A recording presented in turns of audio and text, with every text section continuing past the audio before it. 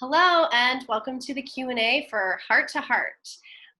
We are so excited to be joined by the creative team from the UK, who it's not that late there, so I can't say I've made you stay up too past your bedtime, but I still feel a little guilty that it's morning for me. But thank you, ladies, for joining us. We are so honored to have Heart to Heart in the competition for digital shorts series at season 6. And if you guys could just briefly introduce yourselves and your role on the project. Sure, I'll start. My name is Lila Vandenberg. I am a film and TV writer-director. On this particular project, I'm just the director. I've known IR for 7-8 years. I'm not really sure at this point. We've known each other a really long time. A producer who knew us both kind of mutually linked us up because we're both very nerdy and we're both really into comic books and genre storytelling and telling, kind of centering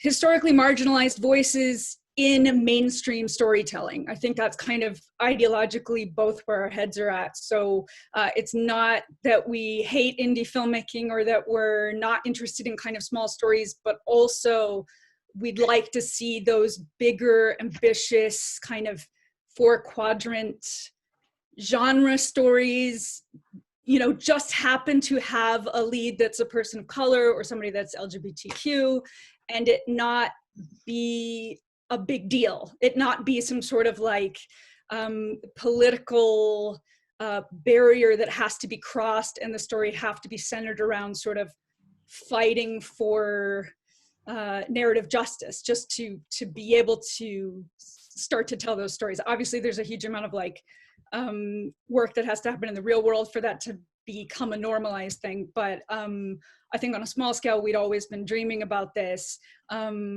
IR was talking about this story for a while. They'd been I guess, dreaming of it. And when they pitched me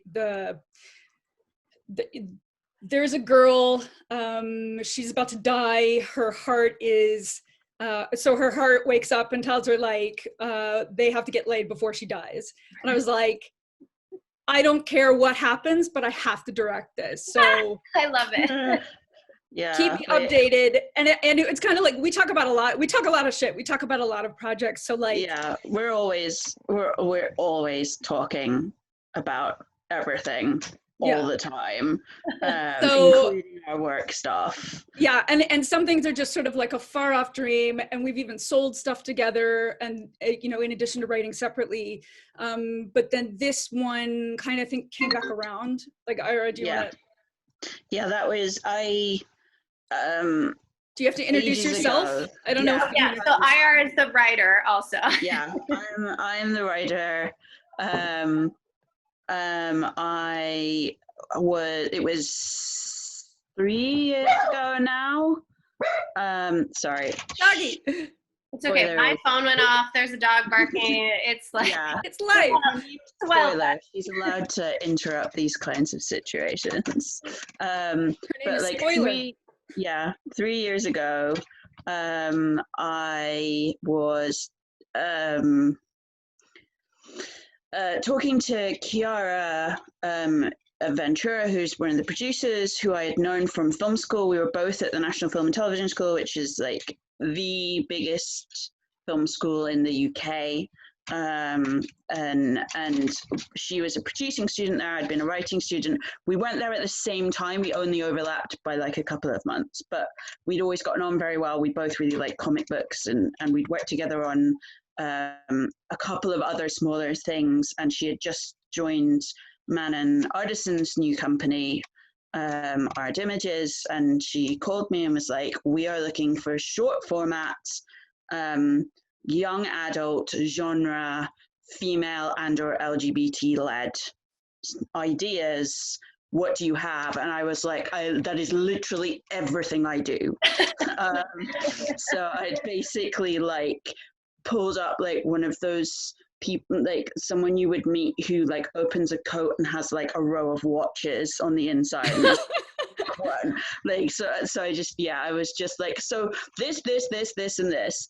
And they picked two. They picked one that was about werewolves, and Heart to Heart. And Heart to Heart went Heart to Heart, basically. Like, they took it to a few people, and then I got a call that they were like, oh, Sky is commissioning this pilot. And I was like, you took it to Sky?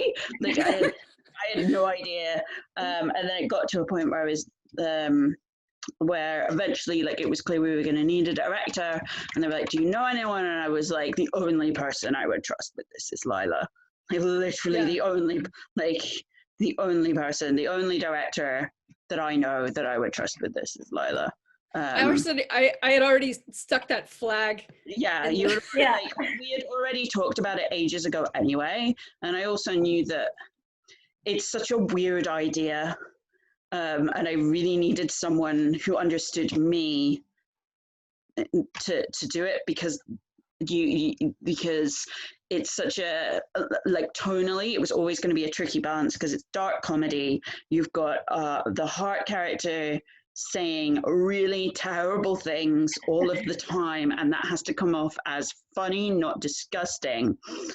You also have, like, this tricky balance of, like, a like, the Heart's voice is male, the lead character, whose Heart it is a young lesbian, and we, like, had that debate about, like, should it be female. There was a very early draft of the script where I tried making Lump's voice female, not that it changed much of what they were saying, but I was just like, I really don't think, like, Liddy doesn't have the kind of developed self-awareness and kind of higher self-interrogation to think like this. And just thinking about who I was as a 15-year-old, like, my inner monologue was that of a really gross man, because that's, like, what your hormones do to you when you are 15 and super repressed. And Lydia, of course, is slightly older than 15. She's 20, but she's been treated like she's 5 her whole life, so she's still kind of emotionally in that place.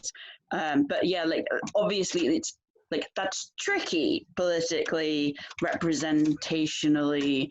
So I was like the whole thing needs to be handled well, and Lila's one of the only people who I would trust to handle it, like, in a way that's going to be funny but also not gross, or like only gross when it's intentional. Funny.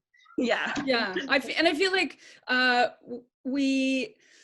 because that was another thing, is that we've got a chronically ill character. We're talking a lot about pain and medical conditions and being institutionalized with long-term medical care and sexuality at the same time, and, like, talking about the sexual life of a person that I don't think people think of in a sexual way, trying to do that in a way that's ethical, but also funny and personal, and not just like a kind of didactic lesson on here's how to better represent and include people. And I think with essentially the dynamic between Liddy and Lump is just a buddy comedy. Like, it's just a straight up buddy comedy. You have, like, an uptight person, you have, like, a really, you know, disgusting loose person, but they're actually the same person. They're sharing one body.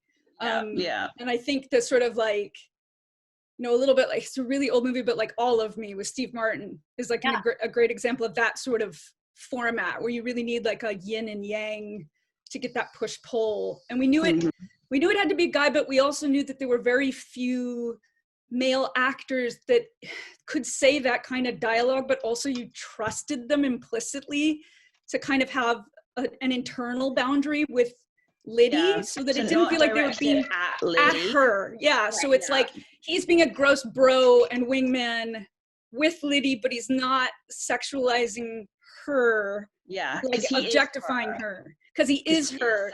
And it's like David Tennant, I think, was at the top of everybody's list, but it was like, how do you get Doctor Who to be? You guys are literally answering all my questions. I mean, as you know, as you said genre fans and like comic book fans, what was your reaction when David Tennant was like, yeah, I'm going to do this? And I think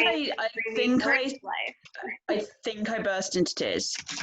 Yeah, I was just a little blurry, but I think I started crying. I definitely screamed loud enough that my flatmates came to check if I was okay.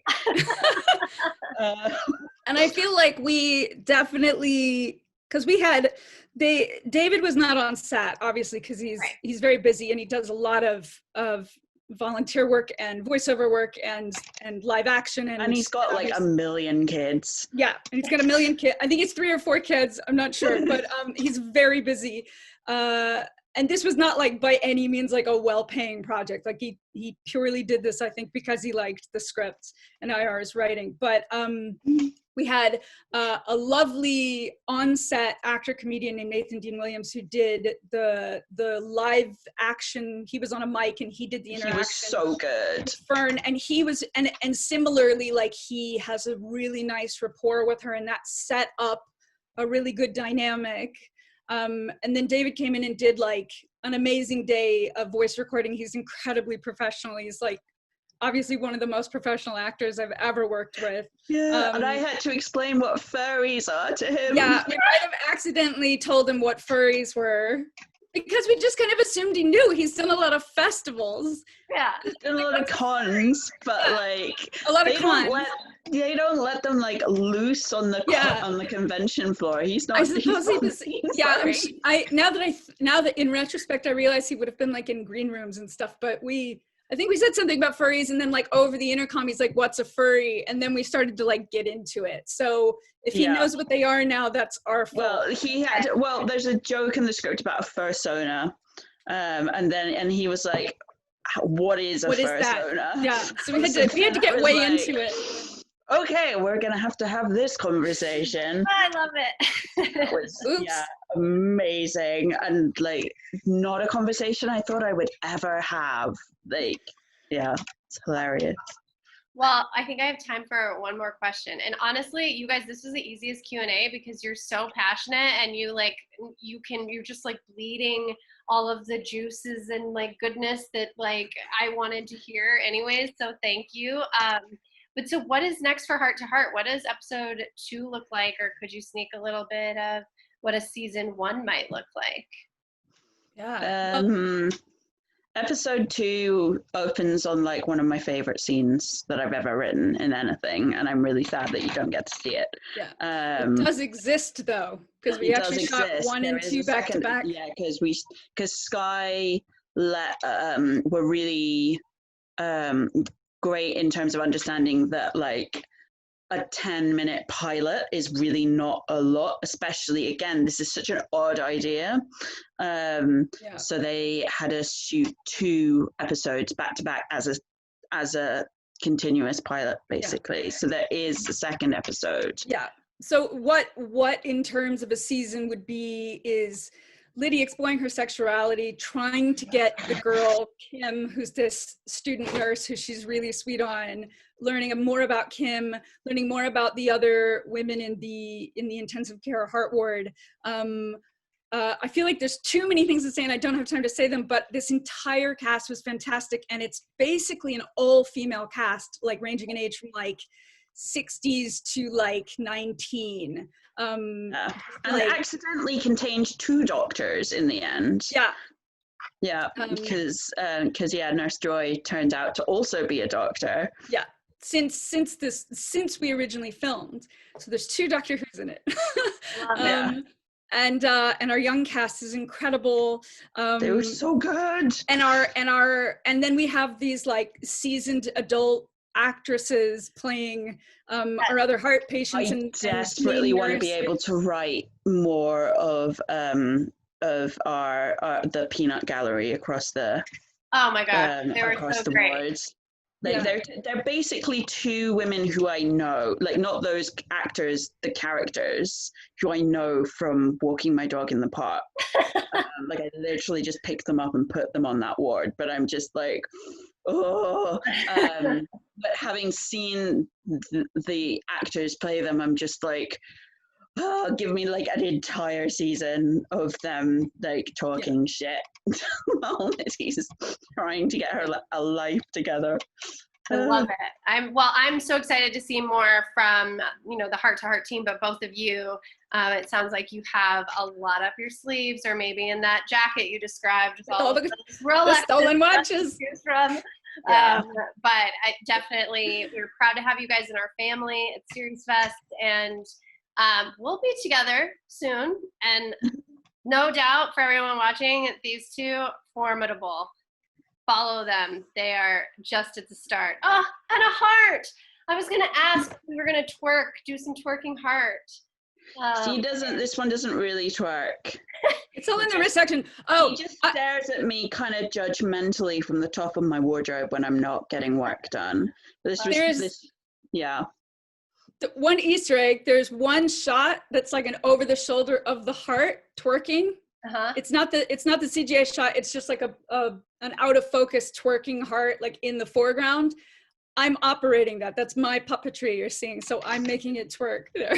Yes, I love that. That's why only Lila could have directed this pilot. No other director working in the UK has that skill set. Nobody else can twerk a raw heart. I gotta tell you, my programming team, they're reviewing all these pilots, and AC, who you guys have probably gotten a lot of emails from, comes running in and goes, "You have to watch this. There's a twerking heart." Like, doesn't miss a beat. And I was like, "Okay, man, whatever. I'll stop whatever I'm doing and check this out." So you guys grab us from the very start, and you have done an excellent, excellent job. Thank you very much. Cool. It was lovely to speak to you. Lovely to speak to you guys too, and I'm going to talk to you very soon. Cool. Bye, guys. Have a good day. Bye-bye. Bye.